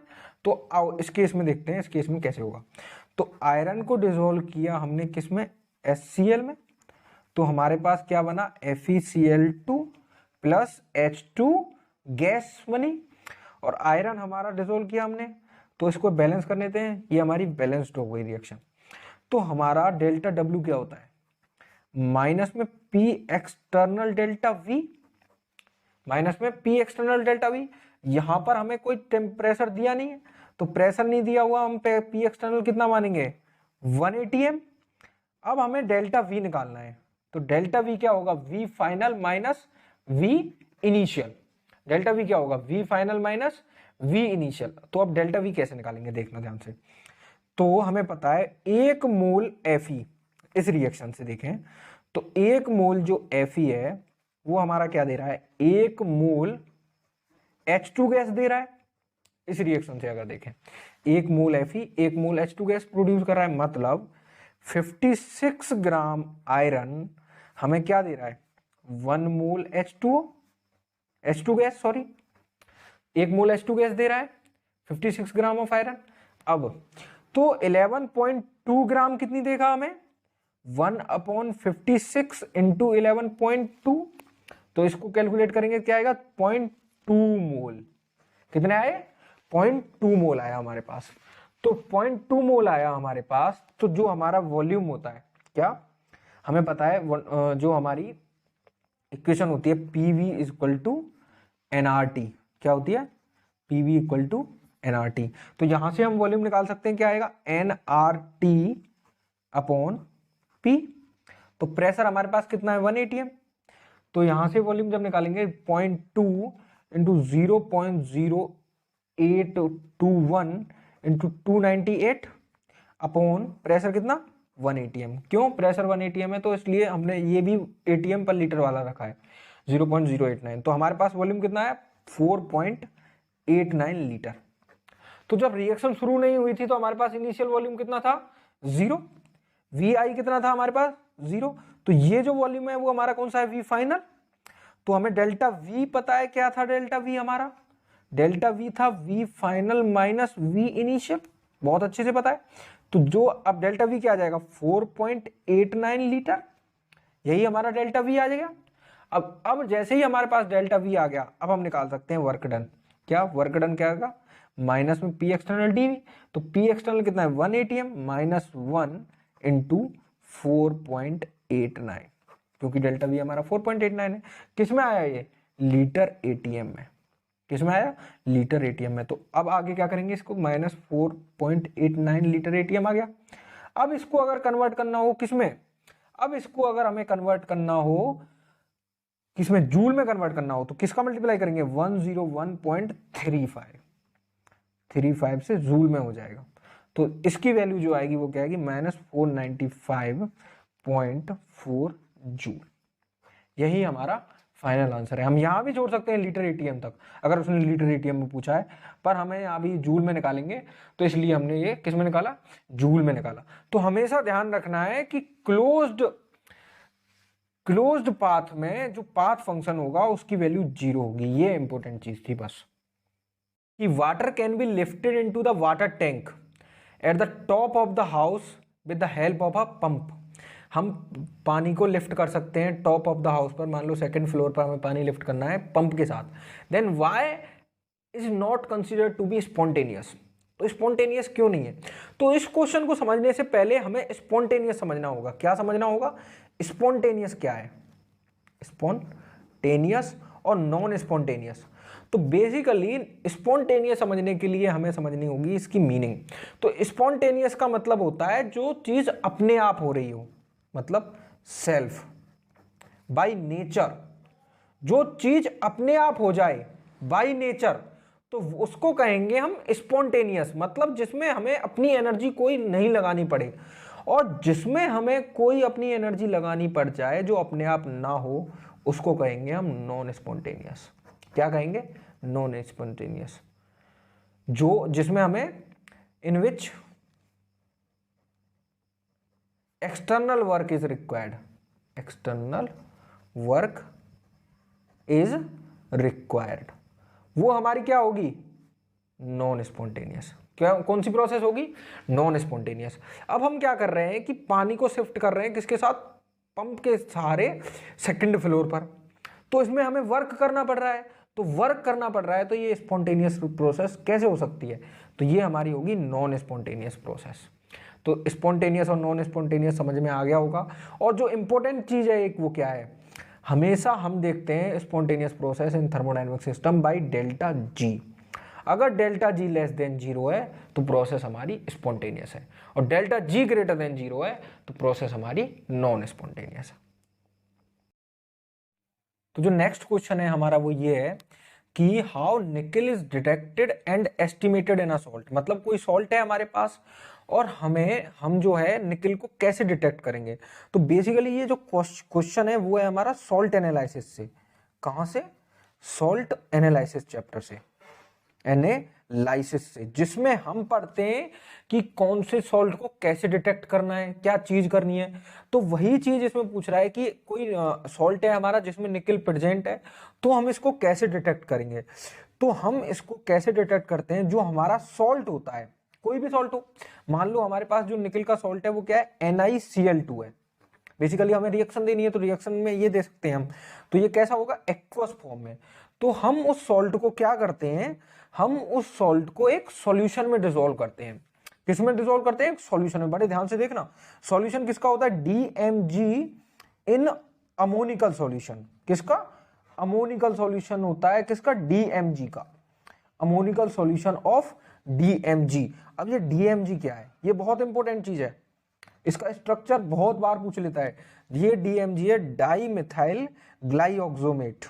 तो इसका जो स्ट्रक्चर है वो आपको बहुत ध्यान से देखना है, और DMG की शॉर्ट फॉर्म आपको ध्यान रखनी है। तो इसका स्ट्रक्चर ये होता है, N एक OH, एक यहाँ N एक OH, और नाइट्रोजन पे लोन पेयर, दोनों नाइट्रोजन है हमारे, दोनों पे लोन पेयर। तो ये हमारा होता है डाइमिथाइल ग्लाइऑक्सोमेट का स्ट्रक्चर। तो जब हमने इसके साथ डिसॉल्व किया इसको, तो हमें क्या मिलेगा, NiDMG2, इसका एक कॉम्प्लेक्स मिलेगा। तो ये जो कॉम्प्लेक्स होता है वो होता है रोजी रेड कलर का। किसका? रोजी रेड कलर। रेड कलर तो बहुत सारे होते हैं, पर रोजी रेड कलर भी होता है उनमें से। तो जो रेड कलर है, जो रोजी रेड कलर है, अगर ऐसा कॉम्प्लेक्स हमें मिल जाए जब हम इसको DMG में डिसॉल्व करें निकल वाले सॉल्ट को, तो हमारा निकल कंफर्म हो जाएगा कि हाँ जी इसमें निकल प्रेजेंट है, मतलब निकल +2 के फॉर्म में प्रेजेंट है हमारा निकल आए। तो हमें ध्यान यही रखना है कि DMG का स्ट्रक्चर ध्यान रखना है, और जो कलर है कॉम्प्लेक्स का वो ध्यान रखना है। बहुत इंपॉर्टेंट क्वेश्चन था ये। तो जो क्वेश्चन है हमारा वो ये है कि explain the following cases giving appropriate reason. हम लोगों को ये एक्सप्लेन करना है रीजन के साथ। पहला क्या है हमारा, पहला ये है कि निकल does not form low spin octahedral complexes. तो सबसे पहले पहला वाला देख लेते हैं कि निकल डज नॉट फॉर्म ऑक्टाइडल कॉम्प्लेक्सेस। तो सबसे पहले ये पता करने के लिए निकल ऑक्टाइडल कॉम्प्लेक्सेस क्यों नहीं बनाता लो स्पिन वाले, तो सबसे पहले हम इसकी इलेक्ट्रॉनिक कन्फिग्रेशन लिखेंगे। तो जो इलेक्ट्रॉनिक कन्फिग्रेशन है वो है हमारी 3D8 4s2 इलेक्ट्रॉनिक कन्फिग्रेशन। तो 3D8 मतलब डी में हमारे पास 8 इलेक्ट्रॉन्स है। तो हम जब फिलिंग करेंगे तो कैसे फिलिंग होगी, बड़े ध्यान से देखना, 1 2 3 4 और ये 5। तो जब हम फिलिंग करेंगे 1 2 3 4 5 6 7 8, यहाँ आगे 4s और यहाँ कहीं हमारा P होगा। तो जब हमने फिलिंग की तो हमने देखा कि ये जो ऑर्बिटल्स हैं ये तो हमारे वैकेंट है ही नहीं, और अगर ये ऑर्बिटल वैकेंट नहीं है, no vacant orbitals, no vacant orbitals, और वैकेंट ऑर्बिटल्स हमारे पास है नहीं, तो ये हमारा लो स्पिन कॉम्प्लेक्स नहीं बना पाएगा। तो reason is what, due to unavailability of vacant orbitals it can not form low spin octahedral complexes. अब सेकंड ऑप्शन, सेकंड देखते हैं। सेकंड हमारे पास क्या है, सेकंड ये है कि cobalt +2 is easily oxidised to cobalt +3 in presence of strong ligand. हमारे पास कोई कोबाल्ट +2 का कॉम्प्लेक्स है और हमारे पास कोबाल्ट +3 का कॉम्प्लेक्स है। मींस सेकंड देखते हैं, सेकंड क्या है, कोबाल्ट +2 है हमारे पास और कोबाल्ट +3 है हमारे पास। तो कोबाल्ट +2 जो है कोबाल्ट +3 में इजीली ऑक्सीडाइज हो जाता है जब हमारा किसकी प्रेजेंस में आता है, स्ट्रॉन्ग फील्ड लिगेंड की। शॉर्ट में SFL से रिप्रेजेंट कर सकते हैं। तो ऐसा क्यों होता है, अगर एक लाइन में आंसर देखना हो तो हम कह सकते हैं due to JTD, due to JTD। पर जिन्होंने JTD पढ़ा नहीं है उन्हें समझ नहीं आएगा JTD क्या है, जॉन टेलर डिस्टॉर्शन। तो उनके लिए एक बार देख लेते हैं कि ये कैसा, ऐसे कैसा होता है। तो कोबाल्ट +2 हमारे पास कितना है, D7 है, D7 है हमारे पास, ऑक्टाइडल स्प्लिटिंग करा लेते हैं अभी कोबाल्ट +2 की, सब पता सब सामने आ जाएगा। देखते हैं, कोबाल्ट +2 है हमारे पास, 1 2 3 4 5, 1 2 3 4 और एक और आगे। तो जब इसकी स्प्लिटिंग होती है ऑक्टाइडल में तो कैसे होती है, 2 ऊपर 3 हमारे नीचे, T2G और EG। तो जो हमारे D7 है 1 2 3 4 5 6 7, तो 7 इलेक्ट्रॉन की फिलिंग कैसे होगी, 1 2 3 4 5 6 और 7 इलेक्ट्रॉन्स हमारे फिल हो गए।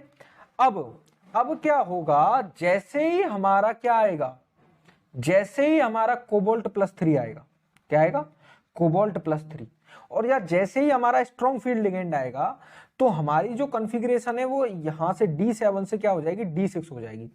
ऐसा क्यों होगा, स्ट्रॉन्ग फील्ड लिगेंड जैसे ही आएगा तो हमारे पास कैसा कॉम्प्लेक्स बनेगा, लो स्पिन कॉम्प्लेक्स, लो स्पिन कॉम्प्लेक्स, लो स्पिन कॉम्प्लेक्स बनेगा कहीं ना कहीं। तो जैसे ही हमारा लो स्पिन कॉम्प्लेक्स फॉर्म होगा तो जो एक इलेक्ट्रॉन ये बचेगा, एक इलेक्ट्रॉन ये बचेगा, यहां पेयर हो जाएगा, और जैसे ही हमारा ये इलेक्ट्रॉन पेयर होगा तो पेयर होने के बाद क्या बनेगा अपना, पेयर होने के बाद ये यहां से कैसा फॉर्म होगा आगे की तरफ, कोबाल्ट +3 के केस में, कोबाल्ट +3 के केस में जो हमारा फॉर्म होगा वो क्या होगा कि यहां पर खाली रह जाएंगे, और नीचे नीचे हमारे पास क्या आ जाएगा, 3 इलेक्ट्रॉन फिल हो जाएंगे, और जो 3 इलेक्ट्रॉन होंगे 6 के 6 इलेक्ट्रॉन नीचे आ जाएंगे, ये हमारा डेल नॉट इतना।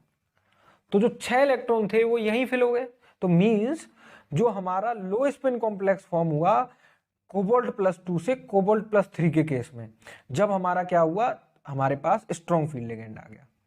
तो स्ट्रॉन्ग फील्ड लिगेंड से क्या होता है, हमारे पास लो स्पिन कॉम्प्लेक्स फॉर्म होता है, तो जिसकी वजह से हमारा इजीली ऑक्सीडाइज हो जाता है कोबाल्ट +2 कोबाल्ट +3 में। तो जो नेक्स्ट क्वेश्चन है वो क्या है, नेक्स्ट पार्ट जो है इसका वो ये है कि CO is a stronger ligand than ammonia. जो हमारा CO है वो ताकतवर है एज कंपेयर टू अमोनिया। तो ऐसा क्यों होता है, ऐसा देख लेते हैं एक बार, ऐसा क्यों होता है। तो हमारे पास CO है थर्ड ऑप्शन में, तो मैं इसमें एक इंपॉर्टेंट चीज बताता हूं, वो ये है कि जब भी हमें लिगेंड फील्ड स्ट्रेंथ देखनी हो, लिगेंड फील्ड स्ट्रेंथ किसी भी क्वेश्चन में, जरूरी नहीं है यही हो, हम क्या देख लेंगे, directly proportional to the pi acceptance power, pi acceptance power, और inversely proportional to the pi donation power. किसके, पाई डोनेशन पावर के इनवर्सली प्रोपोर्शनल। तो हमारे पास CO है और हमारे पास क्या है, अमोनिया है। तो इनमें अगर देखें जो CO है हमारा सिनर्जिक इफेक्ट शो करता है, तो इसकी पाई एक्सेप्टेंस पावर बहुत अच्छी है, और पाई एक्सेप्टेंस पावर अच्छी होने के कारण जिसकी पावर पाई एक्सेप्टेंस पावर ज्यादा उसकी लिगेंड फील्ड स्ट्रेंथ भी ज्यादा, तो इसकी लिगेंड फील्ड स्ट्रेंथ अमोनिया से ज्यादा आती है। तो ये हमेशा ध्यान रखना, जब भी कभी भी लिगेंड फील्ड स्ट्रेंथ कंपेयर करनी है तो पाई एक्सेप्टेंस पावर देखनी है और क्या देखनी है, पाई डोनेशन पावर। तो ये हमारा क्वेश्चन खत्म। तो जो क्वेश्चन है हमारे पास वो ये है कि the internal energy change, internal energy change मतलब डेल्टा U बताना है इस रिएक्शन के लिए। तो रिएक्शन क्या है, मीथेन की रिएक्शन ऑक्सीजन के साथ, तो उसने क्या बनाया, CO2 + H2 मीन्स यहाँ पे कंबसन ऑफ द मीथेन हो रहा है। तो उस केस में हमें इंटरनल एनर्जी बतानी है, और इंटरनल एनर्जी जो है हमें दी हुई है, हमें क्या बताना है, एंथैल्पी बतानी है उसकी क्या होगी इस रिएक्शन। तो सबसे पहले जब भी थर्मोडायनेमिक्स का क्वेश्चन आएगा हमें लिखना है कि गिवन क्या क्या है हमेशा। तो गिवन क्या है इसमें, डेल्टा U हमेशा लिखना है। डेल्टा U क्या दिया हुआ है हमें, -885 किलो जूल पर मोल, डेल्टा U हो गया हमारे पास। अब आगे बढ़ते हैं, अब आगे क्या देखते हैं, हमें डेल्टा H पता करना है हमें किस पर, 298 केल्विन पर। डेल्टा H पता करना है 298 केल्विन पर। तो हमारे दिमाग में डेल्टा H का फॉर्मूला आना चाहिए कि कौन सा फॉर्मूला जो हमने थर्मोडायनेमिक्स में पढ़ा था डेल्टा H का। तो डेल्टा एच के हमने बहुत सारे फॉर्मूले पढ़े थे, तो डेल्टा एच का यहाँ पे जो रिलेवेंट फॉर्मूला है वो ये है delta U plus R T delta N G. हमेशा जब भी कंबसन होगा, ऐसी रिएक्शंस होंगी, यही फॉर्मूला लगेगा। ये बहुत इंपॉर्टेंट बात है, इंपॉर्टेंट फॉर्मूला है, बहुत बार क्वेश्चंस पूछे जाते हैं इस पर, ये याद रखना है हमेशा। अब यहाँ पे इंपॉर्टेंट चीज़ है कि ये डेल्टा एन जी क्या है, यहाँ पर डेल्टा एन जी क्या है यहाँ पर। तो डेल्टा एन जी जो है वो है क्या है, डेल्टा एन जी जो है वो sum of stoichiometric coefficient of gaseous reactant minus summation of stoichiometric coefficient of gaseous reactant. यहां पे प्रोडक्ट होगा, gaseous product minus gaseous reactant. तो जो डेल्टा एनजी होगा, बड़े ध्यान से देखना, तो डेल्टा एनजी इस रिएक्शन के केस में क्या होगा, यहां पर गैसियस प्रोडक्ट देखने हैं बस, तो CO2 गैसियस बस, और रिएक्टेंट में O2 गैसियस, मीथेन भी गैसियस फॉर्म में है। तो बस हमारे पास इसकी स्टोइकियोमेट्री क्या आई, 1 minus summation of gaseous reactant में देखें कितने हमारे पास, 2 इसकी स्टोइकियोमेट्री है, इसकी 1 है, तो दोनों मिलके कितनी हो जाएंगी, 2 + 1 3, तो हमारे पास ये कितनी आएगी, -2 आई हमारे पास। अब हमारे पास ये -2 आ गई।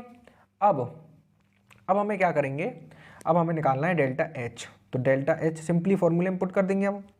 तो जो डेल्टा एच होगा वो क्या हो जाएगा, डेल्टा यू क्या है हमारे पास, -885 प्लस, और आर क्या रखेंगे, अब हम आर रखेंगे 8.314 इंटू टेम्परेचर क्या रखेंगे 298 इंटू 10⁻⁻3। क्यों, क्योंकि वो हमारा यूनिट किस में, किलो जूल पर मोल में, तो इसको भी हम किस में कन्वर्ट करेंगे, किलो जूल पर मोल में।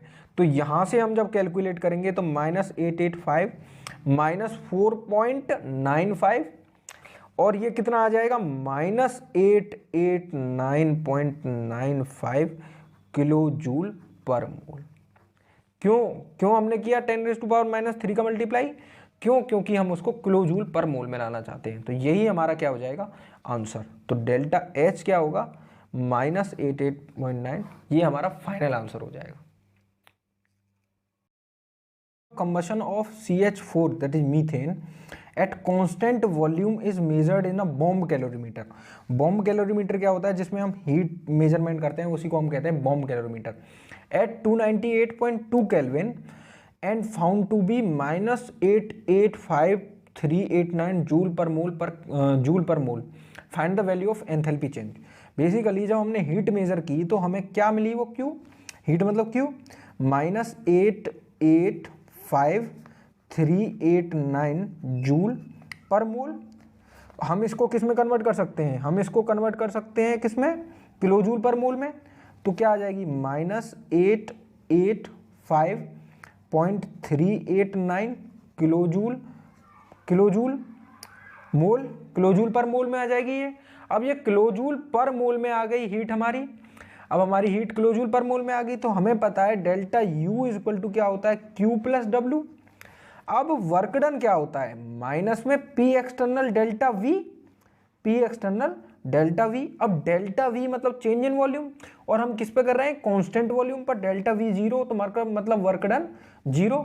तो डेल्टा U हमारा किसके बराबर हो जाएगा, Q के बराबर हो जाएगा। ये बहुत इंपॉर्टेंट चीज है। डेल्टा U हमारा Q के बराबर हो गया। अब डेल्टा U Q के बराबर हो गया, तो डेल्टा U हमारा क्या लिख सकते हैं हम, डेल्टा U को -885.389 किलो जूल पर मोल लिख सकते हैं हम डेल्टा U को।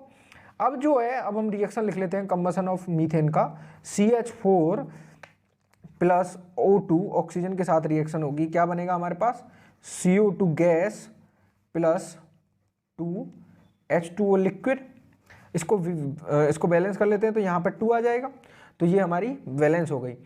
तो अब जो है हमें निकालनी है एंथैल्पी चेंज, मतलब डेल्टा एच की वैल्यू निकालनी है हमें। तो डेल्टा एच की वैल्यू कैसे निकालेंगे हम, बहुत सिंपल है। हमें पता है डेल्टा एच क्या होती है, delta U plus delta R T delta N G. ये इक्वेशन लगानी है हमें यहाँ पे, बहुत इंपॉर्टेंट इक्वेशन है, याद रखनी है हमेशा ये इक्वेशन, बहुत ज़्यादा इंपॉर्टेंट इक्वेशन है। तो जो डेल्टा एन जी है वो क्या है यहाँ पे, जो डेल्टा एन जी होगा वो हमारा क्या होगा, summation of stoichiometric coefficient of gaseous product minus summation of stoichiometric coefficient of gaseous reactant. ठीक है जी। तो अब यहां पर क्या होगा, डेल्टा एन जी की जो वैल्यू आएगी वो क्या आएगी हमारे पास 1, क्योंकि एक है यहां पर गैसियस रिएक्टेंट, बाकी वो तो लिक्विड है हमारे पास, माइनस 2, ये भी gaseous, 2 + 1 3 -3 that is -2। Delta N G की वैल्यू आ गई। सिंपली फॉर्मूले में पुट कर देंगे अब, -885.389 प्लस आर क्या है हमारे पास, टेम्परेचर कितना है 298.2 इंटू 298.2 इंटू, अब हमारे पास आर की वैल्यू क्या रखेंगे 8.314 joule per mole per kelvin में, तो 10⁻³ कर देंगे क्योंकि किलो जूल में चाहिए हमें, इंटू डेल्टा एन जी क्या -2। तो जब हम इसको सॉल्व करेंगे तो क्या आएगा हमारे पास, जब हम इसको सॉल्व करेंगे तो क्या आएगा -890.34 किलो जूल पर मोल। यही हमारी क्या आ गई, delta H of this reaction. ये हमारी क्या आ गई, डेल्टा एच आ गई। तो जो इंपॉर्टेंट चीज है वो ये है कि हमें एक तो ये फॉर्मूला याद कर रखना है और डेल्टा एन जी क्या है ये याद रखना है, ये बहुत इंपॉर्टेंट है। Thank you. सेलेक्ट करना है कौन सा सही है इसमें से। A thermodynamic state function is a quantity. एक थर्मोडायनेमिक स्टेट फंक्शन जो होता है वो किसकी क्वांटिटी होती है। तो बेसिकली हमें देखना है थर्मोडायनेमिक सिस्टम में एक हमारा होता है स्टेट फंक्शन और एक हमारा होता है पाथ फंक्शन। कौन सा, एक हमारा होता है स्टेट फंक्शन और एक हमारा होता है पाथ फंक्शन। तो जो स्टेट फंक्शन होता है वो हमारा क्या होता है, इनिशियल एंड फाइनल पाथ पे डिपेंड करता है, एंड फाइनल पाथ पर डिपेंड करता है, इनिशियल एंड फाइनल पाथ पर डिपेंड करता है। और जो हमारा पाथ फंक्शन होता है वो इनिशियल एंड फाइनल पाथ पे तो डिपेंड करता ही है, इनिशियल एंड फाइनल पाथ पे तो डिपेंड करता ही है, उसके साथ साथ जो हमारा मीडियम होता है, जो हमारा क्या होता है मीडियम पाथ, उस पर भी डिपेंड करता है, उस पर भी डिपेंड करता है। तो जो स्टेट फंक्शन होता है हमारा वो पाथ इंडिपेंडेंट होता है। क्या होता है, पाथ इंडिपेंडेंट। जो हमारा स्टेट फंक्शन है वो हमारा पाथ इंडिपेंडेंट होता है। तो पहला ऑप्शन क्या है, पहला ऑप्शन है use to determine heat changes. नहीं जी नहीं, हीट चेंजेस से हमें कोई इसमें मतलब नहीं है। Whose value is independent of a path, तो स्टेट फंक्शन की value independent of a path, बिल्कुल सही, ये ऑप्शन करेक्ट है, बिल्कुल सही है। क्यों, स्टेट फंक्शन कौन सा होता है जो पाथ के इंडिपेंडेंट हो, और पाथ फंक्शन कौन सा जो पाथ डिपेंडेंट हो। एग्जांपल की बात करें तो वर्क डन, हीट, ये हमारे पाथ फंक्शन है। और स्टेट फंक्शन में एंट्रोपी स्टेट फंक्शन है हमारी, और कौन कौन से, वॉल्यूम, ये सब हमारे स्टेट फंक्शन है। तो बहुत सारे स्टेट फंक्शन हो गए हमारे। अब तीसरा इसमें पढ़ लेते हैं। तीसरा क्या है, यूज टू डिटरमाइन प्रेशर, ना बिल्कुल गलत है। तो चौथा क्या है, whose value is depends on the temperature only. नहीं जी, स्टेट फंक्शन की वैल्यू टेम्परेचर पे डिपेंड नहीं करती। स्टेट फंक्शन जो होता है वो इंडिपेंडेंट ऑफ द पाथ होता है बस, तो ये भी गलत है। तो हमारा सही ऑप्शन कौन सा हुआ, whose value is independent of the path. State function कौन, जो पाथ इंडिपेंडेंट हो, और पाथ फंक्शन कौन, जो पाथ डिपेंडेंट हो। हमेशा नाम से ये ध्यान रखना है इस चीज को। We are consuming lot of electrical energy, solar energy etcetera, बिल्कुल सही बात है। तो इसमें क्या पूछ रहा है, do you therefore conclude that the energy of universe is continuously decreasing. इससे हम ये कंक्लूड कर सकते हैं कि जो एनर्जी है यूनिवर्स की वो कंटिन्यूअसली डिक्रीजिंग हो रही है। Explain which other thermodynamic quantity is increasing और डिक्रीजिंग। तो हम एनर्जी कंज्यूम कर रहे हैं, हम एनर्जी कंज्यूम कर रहे हैं डेली। तो इसका जो सॉल्यूशन है वो क्या होगा, बड़े ध्यान से देखना। हम एनर्जी कंज्यूम कर रहे हैं डेली, इलेक्ट्रिकल एनर्जी हो, चाहे सोलर एनर्जी हो, चाहे विंड एनर्जी हो, हम इतनी सारी एनर्जी कंज्यूम करते जा रहे हैं। तो जो एनर्जी है यूनिवर्स की वो कंटिन्यूसली डिक्रीज कर रही है? बिल्कुल नहीं, बिल्कुल नहीं। ऐसा क्यों? No.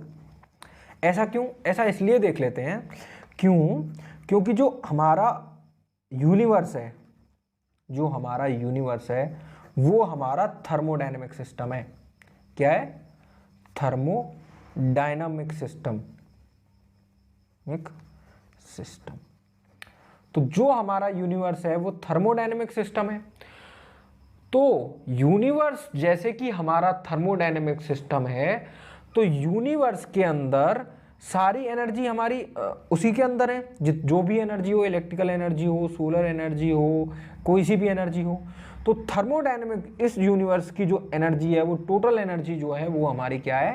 Constant. Because universe is a thermodynamic system, that's why the energy is constant.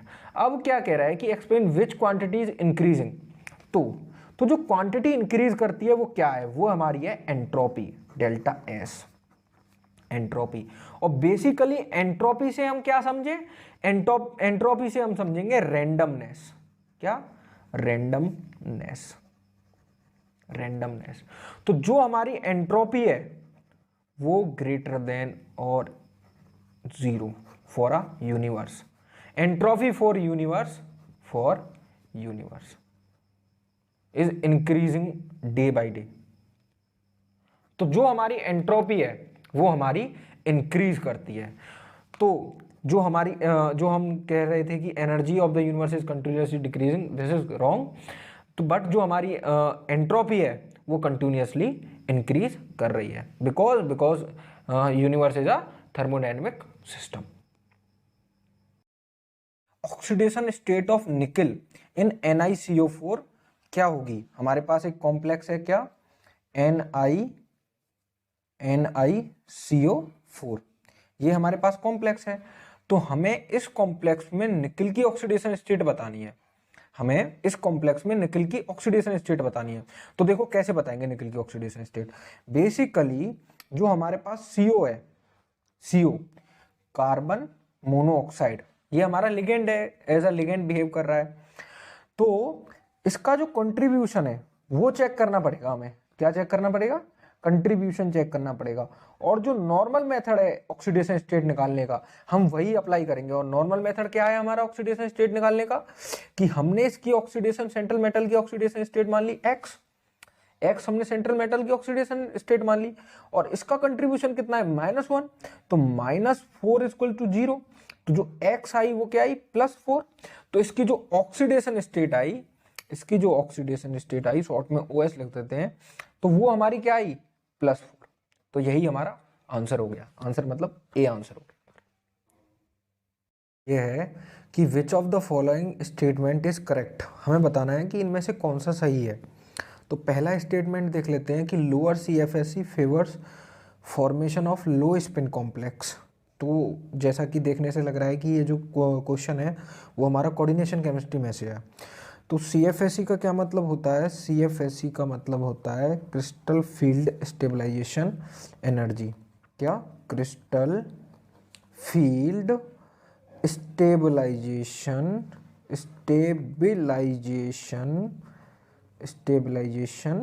Energy, crystal field stabilization energy, CFSE का ये मतलब होता है। तो पहला क्या कह रहा है कि lower CFSE favours formation of low spin complex. दूसरा क्या है? High CFSE favours formation of high spin complex. तो जब हम बात करते हैं लो स्पिन कॉम्प्लेक्स की और हाई स्पिन कॉम्प्लेक्स की, कौन कौन से कॉम्प्लेक्स की? लो स्पिन कॉम्प्लेक्स की और हाई स्पिन कॉम्प्लेक्स की, हाई स्पिन कॉम्प्लेक्स की। जब हम बात करते हैं कि लो स्पिन बनेगा कि हाई स्पिन बनेगा, तो इसमें जो हमारा रोल होता है वो होता है पेयरिंग एनर्जी का। किसका? पेयरिंग एनर्जी का। तो CFSE से तो कोई मतलब है नहीं, हमें पेयरिंग एनर्जी देखनी होती है, कब लो स्पिन बनेगा, कब हाई स्पिन बनेगा। तो पहला स्टेटमेंट गलत हो गया, दूसरा स्टेटमेंट भी गलत हो गया। Low spin complex high spin complex कब बनेगा? जब हमारा del naught greater than pairing energy होगा और del naught less than pairing energy होगा, क्योंकि पेयरिंग एनर्जी का रोल आना चाहिए, तभी हम देखेंगे कि कौन कॉम्प्लेक्स लो स्पिन बनेगा या हाई स्पिन बनेगा। तो पहला दूसरा ऑप्शन बिल्कुल गलत हो गया।